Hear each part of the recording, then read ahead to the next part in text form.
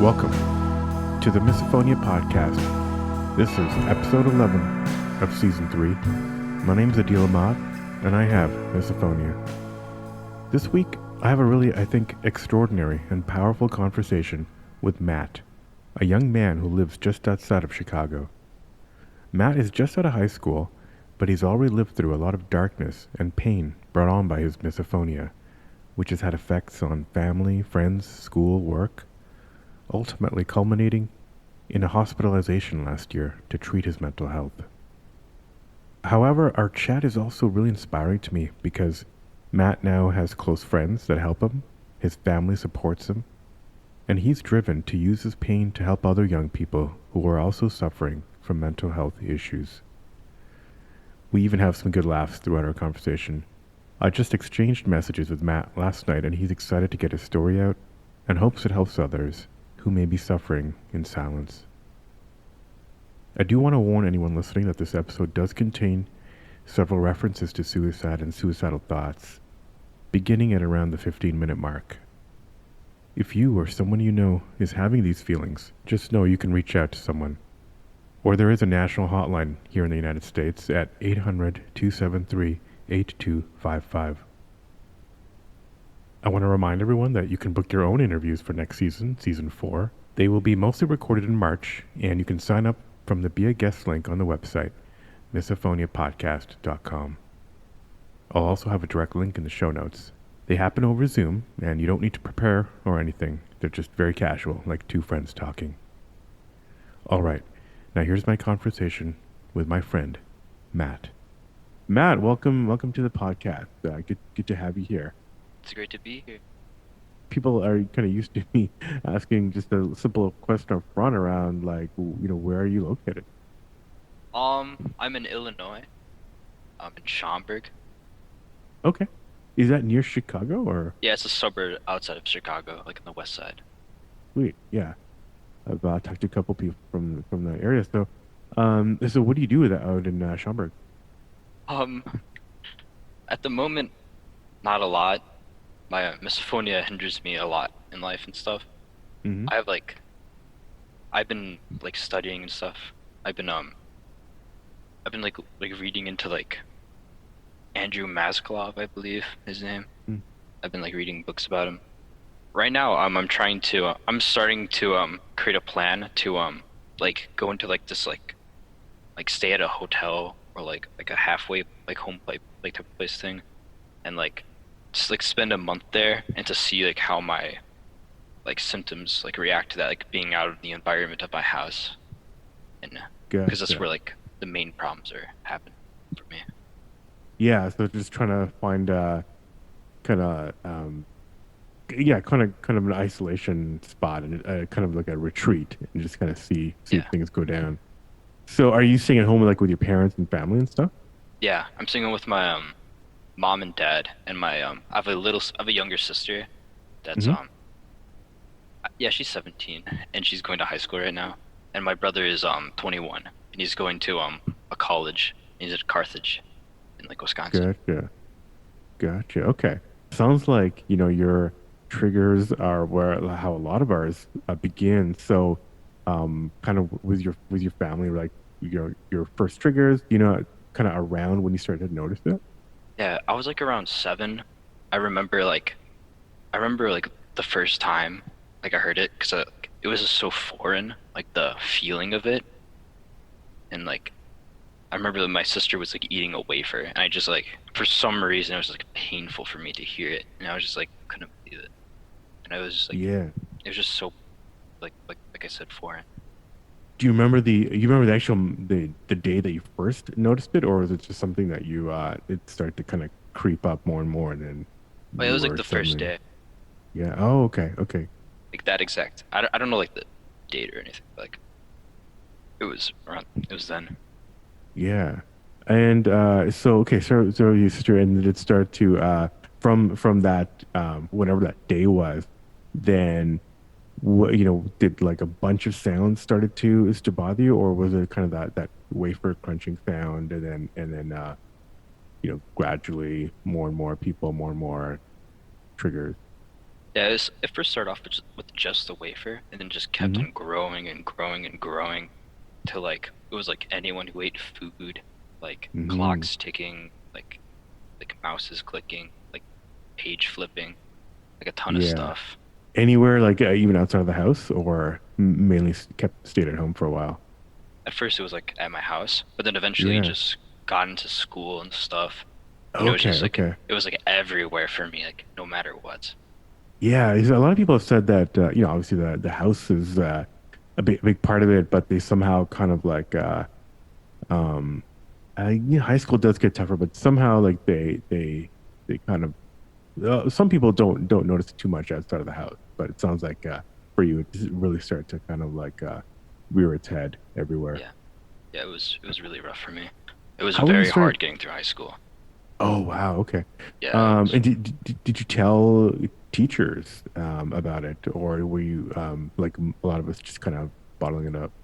I I bottled it up until like junior year, and like I tried to communicate with my teachers. Like some teachers like were very like trying to work with me and stuff, like giving me like extended times on things, just trying to really work with me like with having it. But some teachers like didn't like believe it even and stuff, or like they thought it was like very minimal, Yeah. like the amount.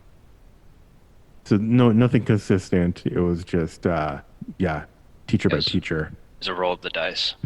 Yeah. And what about, so yeah, I mean, I guess what about at home? So yeah, from that side of the wafer, how were you starting to react?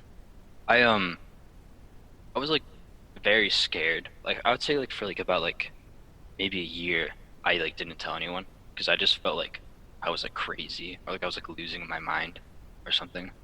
Hmm. And then eventually I like told my parents about it, and they kind of like didn't believe it at all.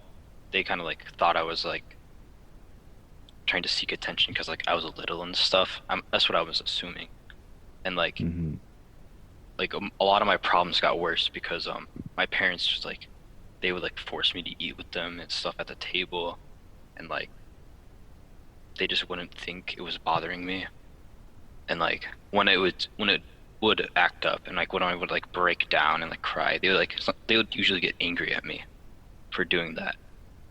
It was just really tough for me, like growing up like that. Yeah.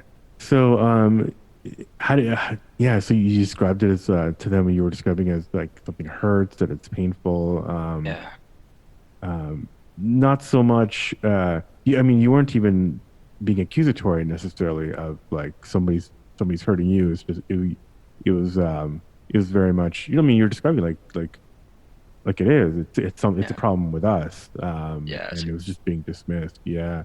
Did they at some point, and did you did at some point they ever suggest like maybe going to see a therapist or audiologist or anything like that? Um, they like when I first started having it, I would say around like when I was 9 or 10. I think they brought me to like my family doctor, and like he didn't really know like what was up. Yeah. And I noticed like at least from my experience, like almost like everyone I told about it, like even doctors, like they had no idea what it was or like had never even heard of it. And Yeah.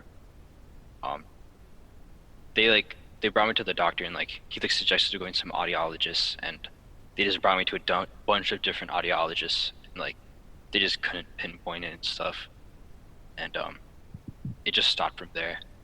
Then like when I was about like in sophomore year, they I went to like this specialist. Like I finally convinced them that it was like misophonia and stuff. And it's like something specific. And they brought me to like this some specialist. Her name was like Jill Meltzer or something. She was like in Chicago like working, Hmm. and she diagnosed me with it. And after that I've been like ever since then I've been going to therapy. Oh, wow. Okay. So in your sophomore year of college? I'm not in college right now. Oh, okay, okay. Yeah. Good. So sophomore year of a high school, Yeah. you got a hold of a specialist who diagnosed it with. So how did that was that? I mean, since then has it been kind of was that kind of a life changing moment in terms of um getting starting to actually get some quote unquote official treatment? Yeah, it was like I always knew it was misophonia and stuff. Well, like I kind of realized it was misophonia around like middle school, Yeah, like middle school back. I had no idea what was wrong with me, and right. but like when I was diagnosed, it was like I was finally able to show my parents like this is like something that's actually bothering me, like something Yeah, that's like real. right. And what did they say at that? Did they start to believe it and start to kind of you know, turn around and kind of pay attention to it, or was it just Yeah, kind of like, meh? they started actually like believing in it and stuff, and actually like Mm. seeing that like how much it's affecting me. Wow. Okay. Okay. So you said you knew it was misophonia since around middle school, I guess. So at that point, you had done some research or read about it online, so you knew that it had a Yeah. name. Yeah, Okay. I was like Okay. looking at a bunch of stuff. It was kind of like really like scary at times because like there wasn't like a lot of things about it and like not a Yeah. lot of like answers. Right. It was kind of like it wasn't nice like seeing that and stuff. Right. Okay. And so yeah, so you knew how to name. You'd done your own research, and I mean, when you did your own research, you before you had the diagnosis, you took that name around to people, and did you use the term misophonia, and people just still didn't believe you until you got the official diagnosis? Yeah, and kind of past then too. Like like I had like a bunch of old friends in high school and stuff, and they like Yeah. didn't believe it at all. They thought it was like Uh, like a fear, but it was like more a than that. phobia. Yeah. Yeah. It's kind of a bad Um, name, but yeah. Yeah. I mean, it just shows you that how, I mean, yeah, even with the official title, well, quote unquote official title, yeah, it just gets a bad rap still. I mean, it's bad. yeah. And speaking of your friends, I mean, how, how was it trying to make friends and keep friends growing up? Like I had a group of friends like since I was like in elementary school, and like as my problems progressed, I like tried communicating to them like about it and stuff, and they like didn't really believe it, and like Hmm. they would make fun of me about having it and stuff. Like I'd Yeah. be like playing video games with them or something, and like we'd be in a party, and like someone will just start to be like, "Hey, Matt," and they just start eating chips and stuff, and I would like Yeah. just like, shut off my Xbox. Right. And Right. it was tough having to deal with that. So when you came to them with the name, like how did you tell them you're like I was googling around and I found this term misophonia and try to explain to them, and then and did any of them start to believe you at that point, or Well, one of my friends did. His name was yeah, Albert, and like he's like my best friend right now.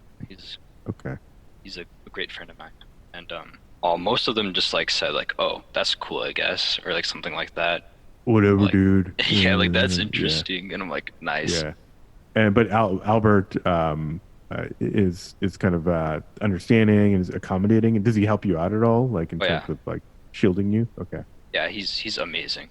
Like, like out of that friend group, like I left that friend group and stuff, and like Mm, I only stayed with Albert. And then eventually I met another person, another friend of mine named Victor, and like hmm. we've just been great friends ever since. Okay. Like So they're you like kind of had a brothers to me almost, you know. yeah, Because they were yeah. really accommodating. They try really hard to make sure that my life's good stuff, and like spending time with them is good. That's great.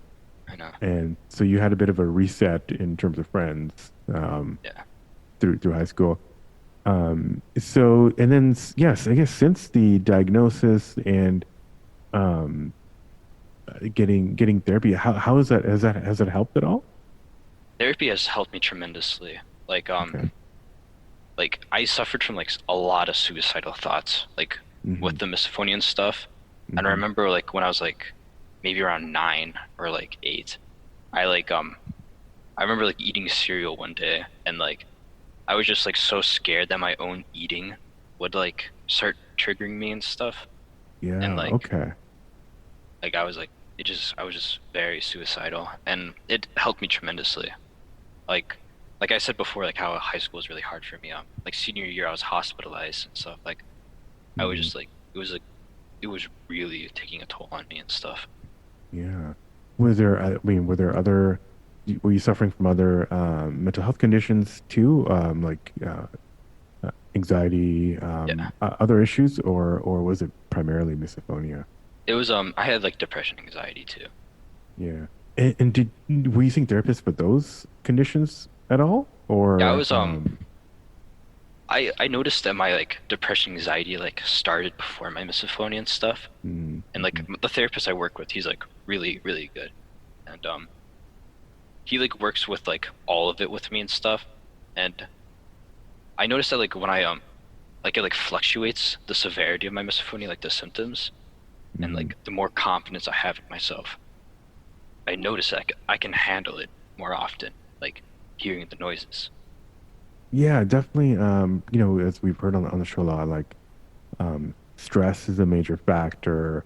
Yeah. Um, y- yeah, and yeah, if good things are happening outside of sounds, your brain seems to not suffer that fight or flight kind of sensation as much. Yeah. Um, and what kind of things did he, what kind of things did he help you to do, or maybe to think about as you were going through triggers? I I don't really know any like coping mechanisms, and I'm still trying to deal with that. Like I usually just like plug my ear or something. Hmm. But he's been really helping me with my like suicidal thoughts and like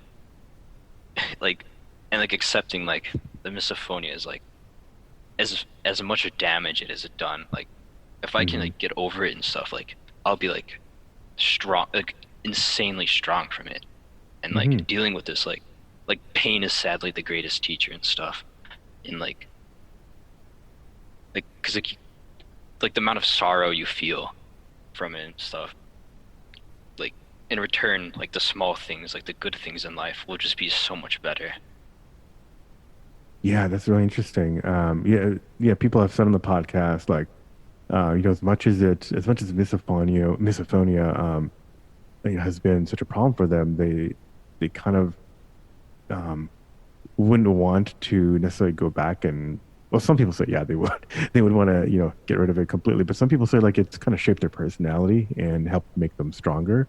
And Yeah. in that sense, it's been a bit of a positive force, which is a great perspective. I know there's a lot of things about my own um, personality that feel like I'm a much better independent thinker, more creative.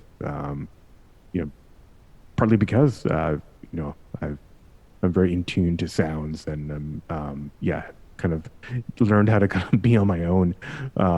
And so that's yeah, there's some good. It's good to think of the positives. Um, did you and so you're now at this point where you're thinking about um,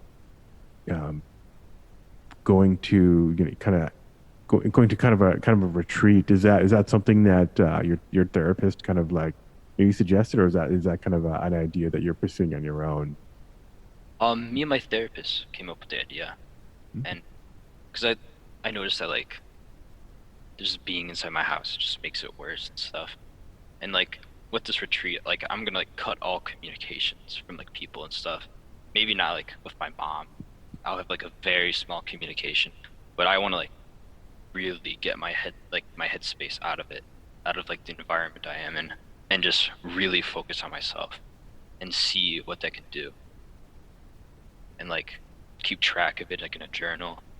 Like Yeah, my main goal for it is to like make like a type of experiment thing, because yeah, I wanted to like have some like data or something, or like proof that like if you like that it can get better, because like it was very like growing up, like it was very scary not seeing like ways to get better, like things that can help. And like I tried a lot of things in the past, and like not a lot of it has worked. And like ever like and like misophonia, like it slowly progressively gets worse, so it's like it just gets more scary as it goes on. yeah. I mean, it does get worse, especially. I mean, it does get worse Yeah, at young age.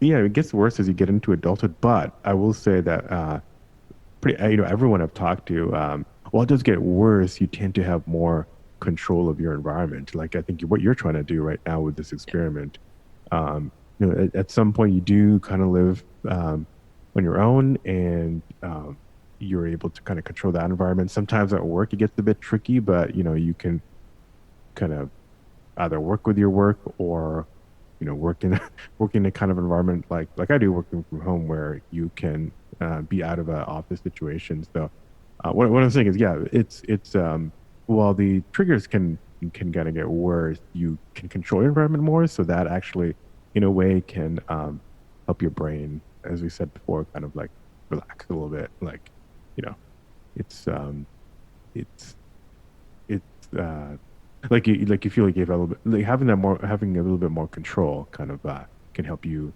calm down from situations.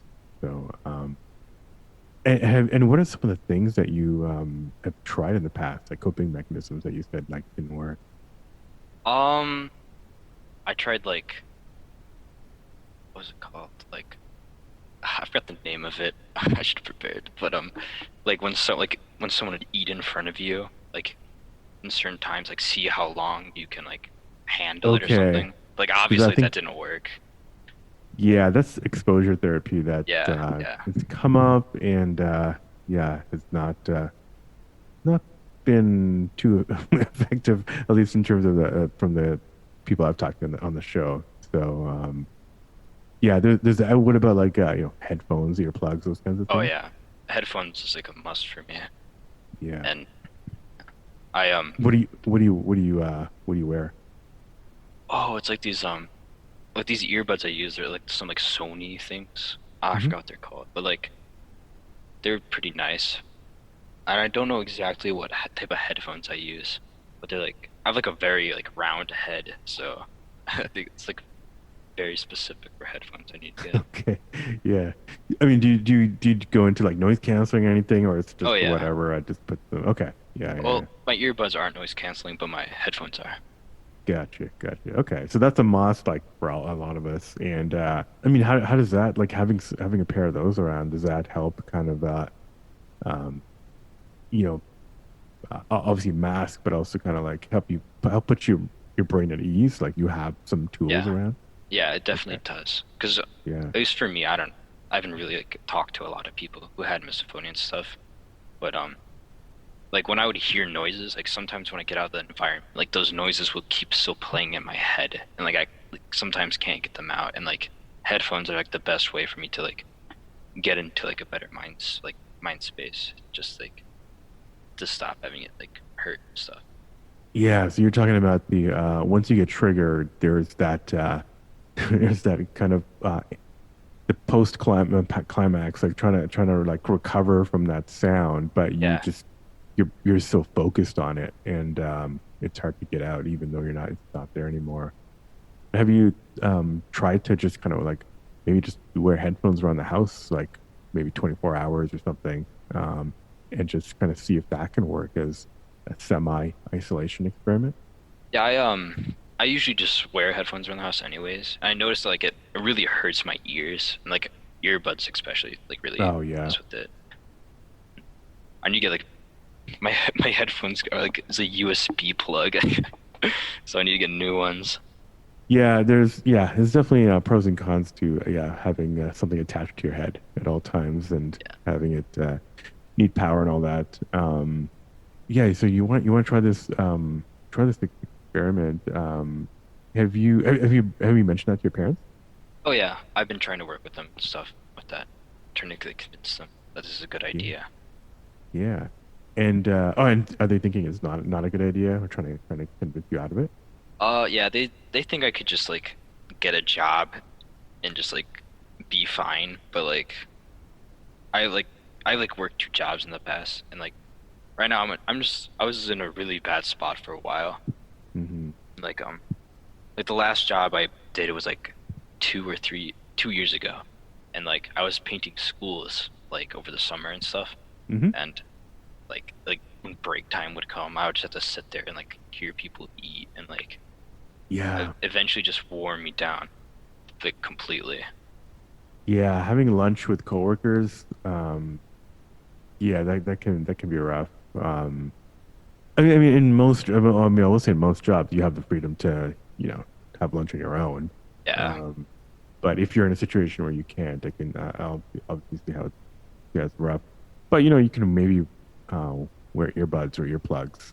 Yeah, Um, I should have been prepared, but like I was in a bad spot. Like just like of like maybe like a month ago, I actually really started trying again in life, like and like actually wanting to be alive. right, right. Yeah. Well, no, that's good. No, I mean, I mean, it sounds like you're thinking about ways to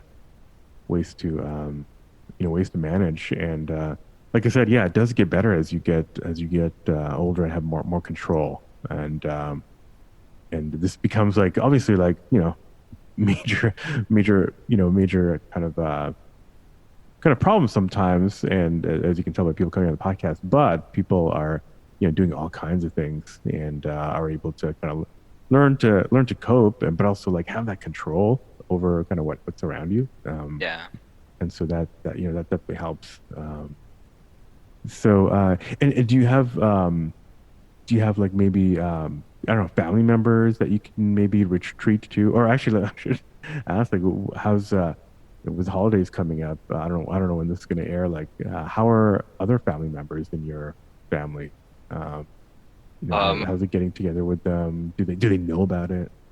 most of my family knows about it. Like they're not really like they they like know it exists and stuff, but like they really don't care. And like Yeah. they don't like think it affects me as much as it does. And I really don't have like a place to like run off to or like I have like my mom's probably like the most caring. Like the only thing she wants from me is just to be happy and stuff. And that's like the only thing I ask for. And yeah, that's about it, really. Yeah. Yeah, I mean, yeah, not super uncommon where it's kind of dismissed by most people, but Yeah. it's something. Yeah, I mean, it's something we can hopefully power through. It's tough around the holidays, especially, but Yeah. that's one of those things where you kind of like, if you're going to get around family, you just that in advance, and then you can kind of like either bring some tools or just tell your brain that okay, well, this is going to be like a few hours or whatever, and it'll be over. Um, and I've heard that kind of time boxing it that way can kind of like help your brain not suffer as much during that time. Yeah. Um, but I would always think it back to like when I was in school and stuff. And like I've done worse. Like I've been like had to do things that were just awful. Like yeah, I remember one time I was doing a finals like sophomore year or something, and like they weren't allowing any headphones during the test, and like they even wouldn't allow me, and they handed out gum to every single kid in like the class, the and the teachers. yeah, Oh my God. and I just had to power through that for like 2.5 hours or something. Yeah. So yeah, what did you do? What did you then? Did you just uh did you just tell your brain that I need to power through this? We can do this. Let's just deal with it for a couple hours, or was it just did you shut down completely? I usually shut down. Like it's hard for like I can maybe get like a like I would get myself to be like thinking like, oh, we can get through this. It's just like a little bit longer, and like Mm-hmm. it would be 10 minutes, and it felt like an hour, and I'd just be like, Yeah. oh gosh, and I would just break down. It was like really hard for me to learn and stuff in like class and like pay attention. Yeah, Yeah. time kind of like slows to like a molasses state because Oh you're yeah. paying attention to every little thing. Oh, it's crazy.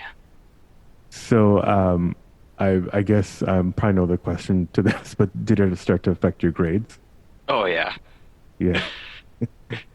It affected my attendance too. Yeah. Oh yeah.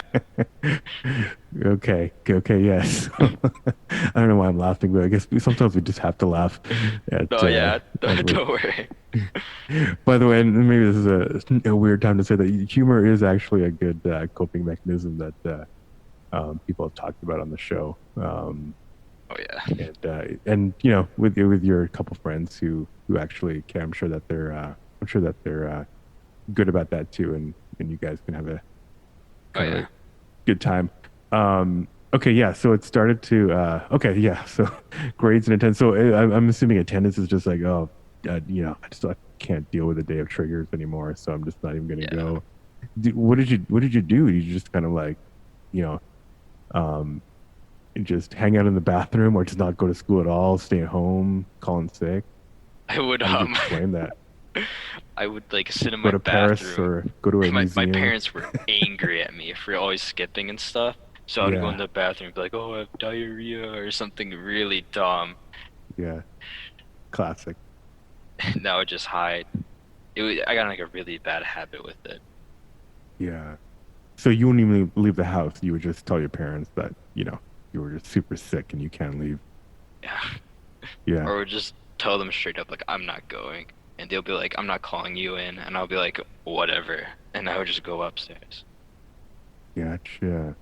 So, and then this would be, I mean, would this be also when you got the diagnosis too, or Yeah. um, okay. This is like senior year. Senior year was the worst. I was like missing at least 1 day a week. It was really bad. Hmm. Yeah, that's rough. So did you end up graduating from high school, like getting or did it Yeah. just it wasn't gonna work? Luckily they allowed me to graduate and stuff. Okay.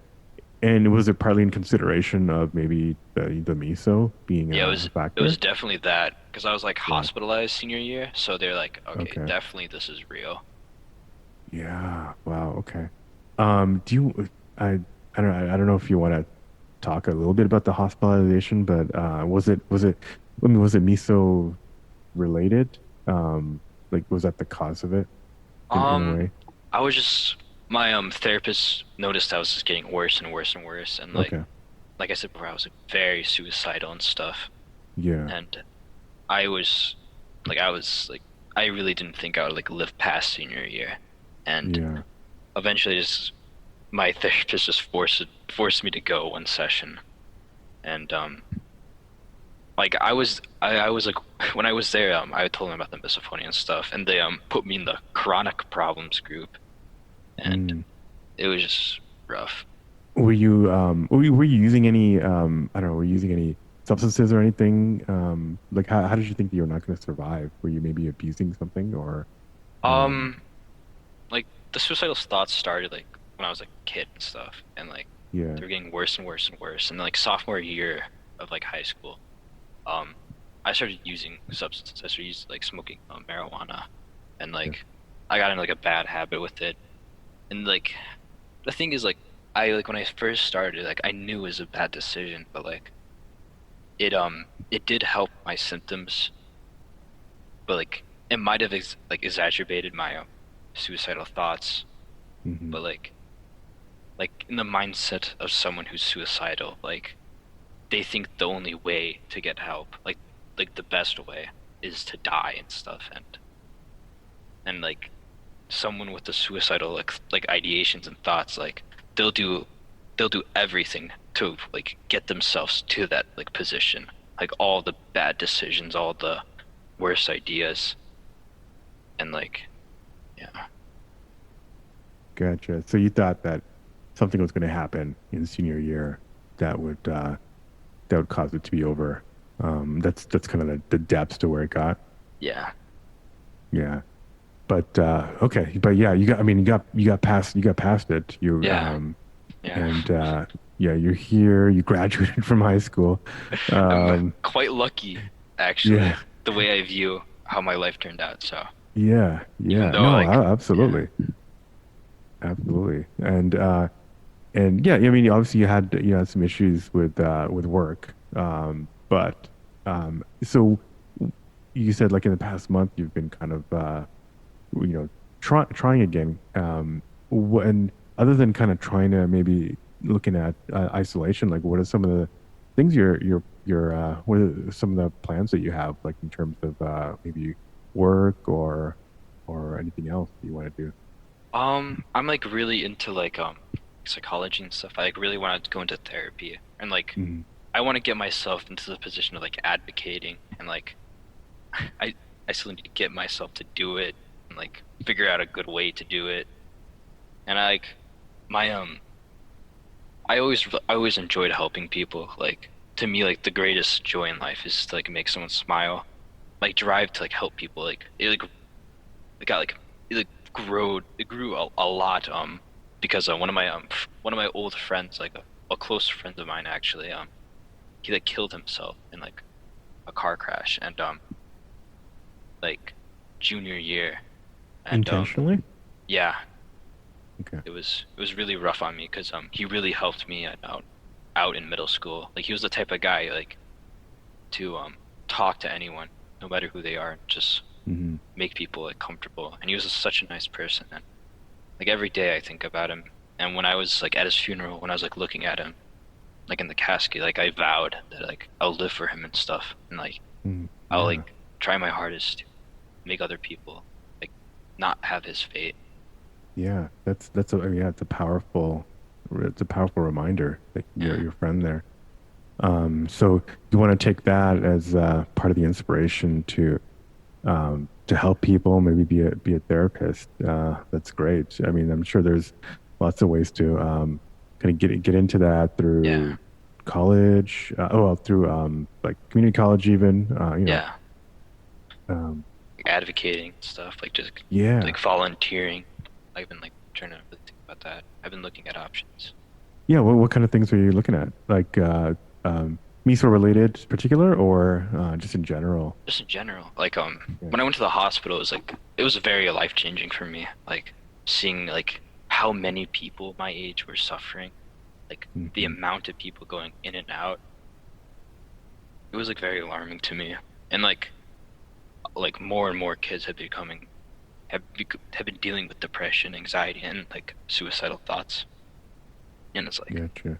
it's getting it's getting scary like to see how many like young people are dealing with this. And I just really want to like give back and like or just help them, you know. It's just so Yeah. painful to see all of these like all these the kids, it's like such young kids just suffering. Yeah, there are. I know at least one past episode where the guest was in high school, but was part of a national organization that advocated for mental health for high school students. Oh, I I will look it up and email you after, or at least, and also put it in the show notes.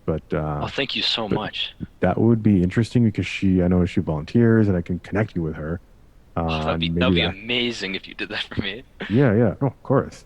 Maybe that could be a great way to kind of like get you in the door of something. Because yeah, you just being networking and this is advice, obvious advice maybe for anyone, but like just some small amounts of networking can really open doors and kind of lead to something much bigger later. So yeah, I mean, just volunteering will do that too. So that's yeah. Obviously, I'll look that up again and kind of connect you. But yeah, I think there are a lot of organizations that I'm sure we're looking for somebody who's can kind of really like come at it from your perspective, not necessarily from like the professional. Yeah, To kind of come in and talk to people, like real talk, I guess, one on one with people. yeah. Um, so I'm imagining you don't know anybody else who's had it. I did actually I did know two people that I met. Okay. Um it was really crazy. Like when I came back from the hospital to high school, I was telling my friends about it, and he just gave me this look about like when I was telling him about the hearing thing. He's like, you know, when I hear things too, like it really bothers me, and I just and like it was crazy to hear that and stuff because I knew this guy from like middle school, and like I talked to him about it. And I actually did go to a convention before, like the one in Minnesota. But Oh, okay, okay. yeah, Um, I didn't really talk to people. I was in yeah, a lot of denial of getting help. I y- I was a mess back then. But I'm gonna yeah. really try to get to another one though. Okay, that was the first one that I went to too.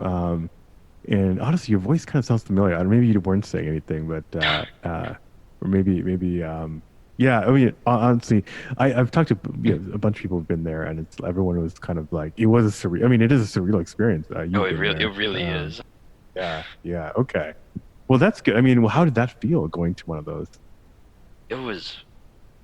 It just felt crazy. So it's like, Yeah, it really felt like I wasn't alone because I dealt with like feeling so alone like most of my life. Like I really felt like growing up, like I didn't know anyone, like no one believed me. So I really felt like I was yeah, like not human sometimes. yeah, And just seeing that was like really eye-opening. yeah. And if you, That's I was that guy who was like walking around like glaring, yeah, like not talking to people. Like that was a mess. yeah. Um, that's did you come with your family at all, or Yeah, I just came with you? my mom and dad. Did they come into the convention as well? Yeah. Okay, okay. And what did they think? What I mean, what did they think of it? Um, they thought it was all right and stuff. And Yeah. my my parents they're really trying to it's very difficult for them to like know that they had like a part of it, like me Hmm. developing and stuff. So it's like very difficult for to deal with that, which is understandable because like So you there's like you some seeing guilt your kid maybe in on so their much pain side. and stuff. Yeah. Yeah. Yeah. That's yeah, that is interesting. Because we talk on the podcast a lot about the that kind of guilt and shame of you know making the guilt and shame on our side of making other people feel um weird and uncomfortable. Well, yeah, Oh yeah. Yeah. because it's because we react in all kinds of unpredictable ways. It can be difficult, but on their side, yeah, I guess I can see how there can be some guilt and questions about whether they were a cause. So is that kind of what they were maybe experiencing? Yeah. And I did blame them a lot in the past. Uh-huh. Yeah.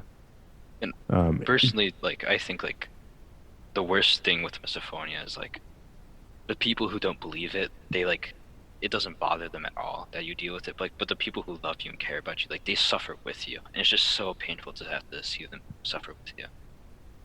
right. Yeah. No, that's absolutely.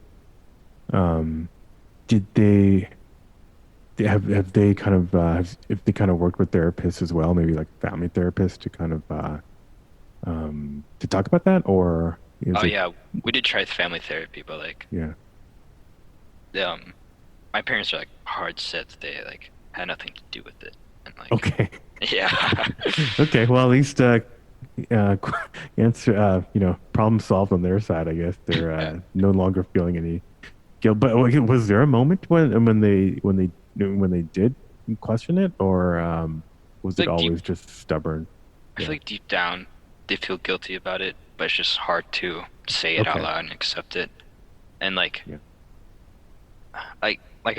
I'm like 19 now, so like I really don't need my parents anymore. And like, well, not I mean, yeah, but like they still love me, they still care about me, they still support me and stuff. But like they may not support me in the way I want it, but they still do, and I still have to acknowledge that. Right. Right. Is there anything, maybe we kind of want to start to wrap up. Is there anything that you want to tell people about your experience? You've had obviously some hard ups and hard downs. Anything, yeah, I think you want to tell people about what you've learned Um, and yeah, maybe about your hopes for the future. I this misophonia like it's like awful. Like when I was in the hospital, like many people would tell me like they're surprised that I even lived like this far and stuff. Like my Mhm. other patients and like dealing with this like just proves like you're like some of the strongest people out there, and like it takes some like real guts to do this, and you can't for like I've like fell foolish to this and stuff. I always like just like always saw the negatives about it, but like you have to make positives out of it, like because like you know so much about like the human condition and how much pain people are in, how much pain people can be in. So it's useful, but like in life and like helping others, like dealing with stuff, like our empathy is like out of off the roof, like it's just crazy amount. Yeah, sometimes it feels like it's a little too much. Like we sense a little too much. Yeah, yeah. As much as bad there is, if you try hard enough and like keep trying and like not giving into like temptations of like giving up and like you can make a lot of good out of it. Yeah, you're right, and that's great, and that's awesome that you're looking at helping people too, Yeah. and yeah, I want to say again, like you're, yeah, I mean, you're if you're 19, yeah, you're at that age where it's like, yeah, it's you're kind of heading into adulthood where you will be more independent and hopefully have a little bit more control. And I think maybe that's what you're feeling with the wanting to kind of,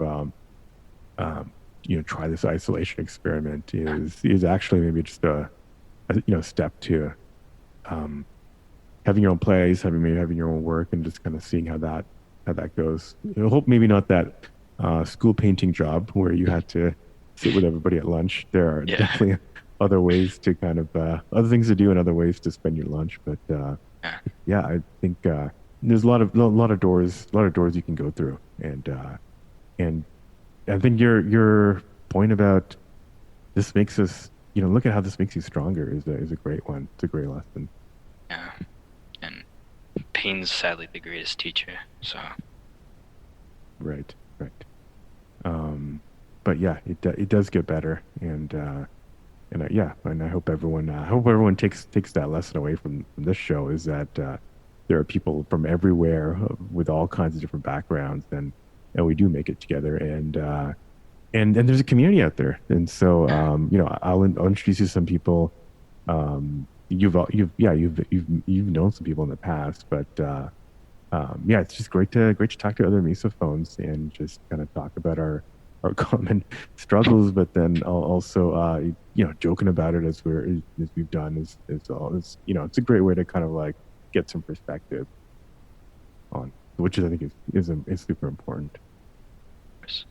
Well, yeah, man, I want to thank you for coming on the show and yeah, sharing your experience. And I probably met you a couple years ago. Just don't remember your face, but I hope to see you again. I mean, I'm just in Minnesota, in St. Paul. So as soon as we're all out to come out of our houses, it'd be great to kind of meet up at another convention or just kind of in the Midwest somewhere. Yes. Cool. Well, yeah. Yeah. Thanks Thank again, you Matt. so And yeah, thank you so yeah, much for this. This is amazing. I just it's awesome to see that you're doing this. It means a lot. thank you, Matt. Thanks for being so open and candid. I think this will help a lot of people, and I know you're going to make a great positive difference in the world. Remember, you can be on the podcast too, just by going to the Be a Guest link on the website, misophoniapodcast.com.